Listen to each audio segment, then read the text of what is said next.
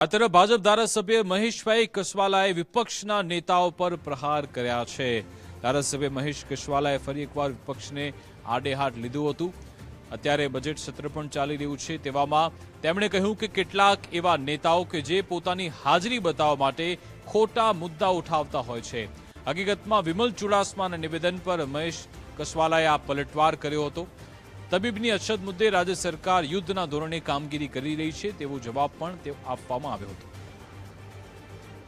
ગુજરાત વિધાનસભાની કાર્યવાહીમાં પ્રતિપક્ષના કેટલાક મિત્રો માત્ર પોતાની પ્રેઝન્સ રહે, લોકોનું ને મીડિયાનું ધ્યાન આકર્ષિત કરી શકાય એટલા માટે કેટલાક વાહિયાત પ્રશ્નો પણ ઊભા કરતા હોય છે।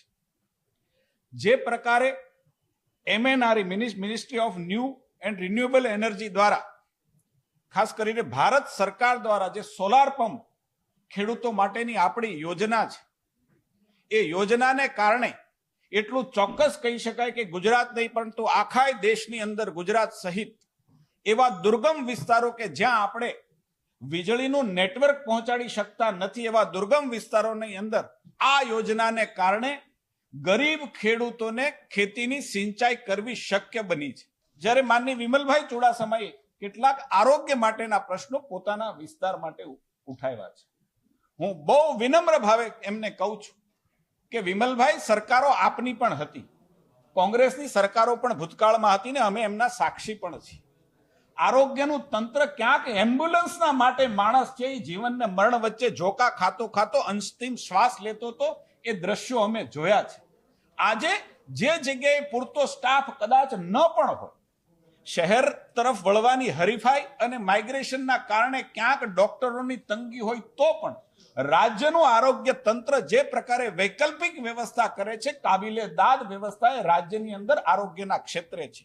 108 ડાયલ કરો અને 8 મિનિટની અંદર એમ્બ્યુલન્સ ડોક્ટર સહિત ત્યાં પહોંચે છે અને એના માટે શરીરની અંદર જે કોઈ પ્રકારના સર્વેક્ષણ કરવાના હોય, જે પ્રકારના એક્સરે લેવાના હોય, એ દવાખાના પહેલા પહોંચતા એ એમ્બ્યુલન્સની અંદર એનું કામ શરૂ થઈ જતું હોય છે।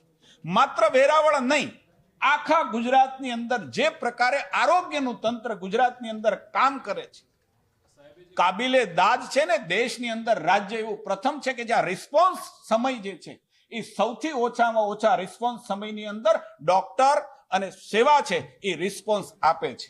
જે પ્રકારે પ્રશ્ન પૂછાયા છે અને વાતનું વતેસર કરવાની, મેં કહ્યું એમ પોતાની પ્રેઝન્સ બતાવવાની જે ટેવ પડી છે, હું એમ માનું છું કે ક્યાંક એ ગૃહની અંદર પ્રેઝન્સ સિવાયનો કોઈ એનો અર્થ રહેતો